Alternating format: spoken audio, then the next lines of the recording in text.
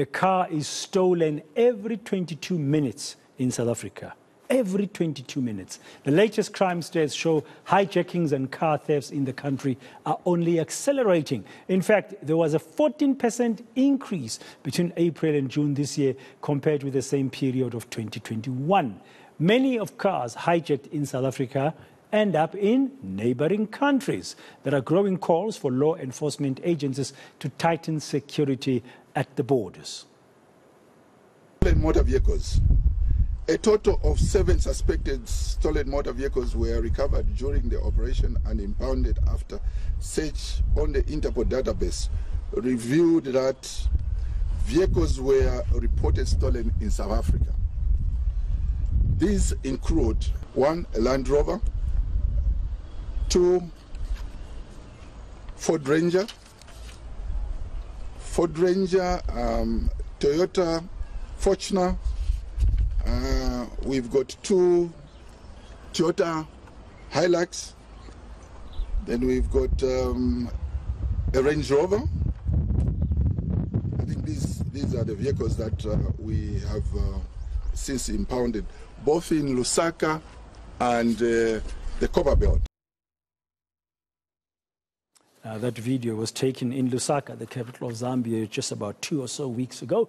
Police officials, they're announcing the number of cars that they had found, which were listed on the Interpol database, had been stolen in South Africa, most of them 4 by 4s. Let's discuss this now further. I'm joined by Interpol Ambassador, Andy Mashaile. Mr. Mashaile, good afternoon. Welcome to today.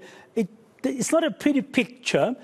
Can we just begin with this particular case? We just played the video clip of a police official in Lusaka announcing just a few weeks ago about the number of cars that they had found there coming from your database as Interpol, showing that they were stolen from South Africa and they managed to track them. I mean, how rife is this kind of crime? This kind of crime is very rife, Raden. It stretches all over the world. There are cars that get hijacked in North America, Canada, and that find their way to West Africa. Quickly back to home, there are cars that get hijacked from South Africa, find their way to Mozambique, to Zimbabwe, to Lesotho, to Botswana. All those countries where we drive on the left-hand side, or where they drive on the left-hand side, like South Africa, including the UK. You would find the cars. Our right-handed cars, we find them in those places that I've mentioned. Call into question or call into picture. Seychelles, Mauritius, it's about 11, if not 12 countries where you'd find the vehicles that are stolen from South Africa sent over there, and those that are stolen from the UK and Botswana, you'd find them driving here, including those that are stolen from Lesotho and Swaziland. Now, according to the stats that we last saw, there was a 14% rise in hijackings year on year compared to the same period last year. This was April, May, June this year compared to last year. Your information from an Interpol perspective, does it confirm that there's a spike in hijackings in South Africa today? Yes, it confirms, Ntate Moyane. When you look, there is a system or a database, a system called I-247, International 24/7, something of that nature. On that database, you are able to pick up fugitives, you are able to pick up stolen cars, you are able to pick up those things that can be referred to as transnational crime or the proceeds of transnational crime. So when there is a high a number of hijackings in our country, it means, amongst other things, that 40% of the hijacked vehicles find their way into those African countries, including the UK, amongst others, which is not an African country. 60% of those vehicles are resold in South Africa as part and parcel of the chop shops. Those of us who are driving old, very old vehicles that the parts are very scarce to come by, would then go and buy all of those parts that are harvested from the vehicles that are hijacked. How does a vehicle hijacked in South Africa end up in Zambia, like we just saw now, when you've got a number of borders to cross, or as you've said, across the Atlantic, how does it get there?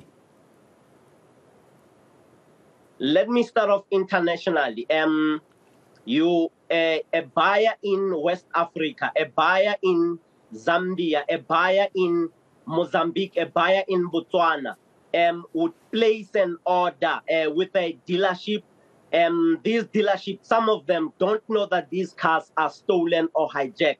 They would go and place an order, and the dealerships and or the people who are the agents, the agents would then be able to call their contacts in the USA, and the USA would put the hijackers or the syndicates would put those cars in a container and ship them over here, but not as motor vehicles. They would be part and parcel of exported material that would include maize meal and all others. It would be these 22 meters containers.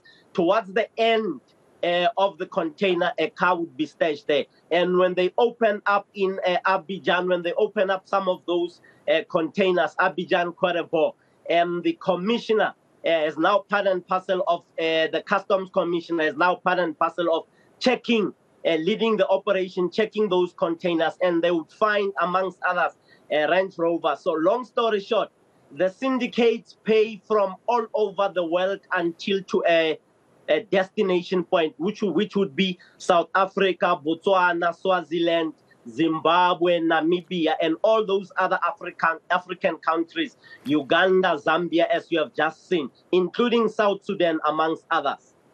Tightening borders, is it a solution if people are being bribed all the way along these routes by these syndicates? Tightening borders would do well. What would be the best, in my view, and as a form of advice? Advanced tracking systems. A 76,000 Lexus, 76,000 US dollars Lexus was hijacked in the UK. When they looked at the tracking device, the criminals or the hijackers could not find that tracking device. They found the ordinary tracking device. That vehicle traveled from UK, it went to the Middle East, it went into Kenya, it further went down to the country of destination. When Interpol and the local police, law enforcement officers found that vehicle, they didn't only find that vehicle, they found 28 more high-value end vehicles that were hijacked or stolen from the UK. So that same kind of technology would need to be a concern of car manufacturers, a concern of law enforcement, criminal justice cluster, and or including also the owner of those vehicles. Thank you very much for your time this afternoon here on Today eNCA. That's Interpol Ambassador in South Africa, Mashaile.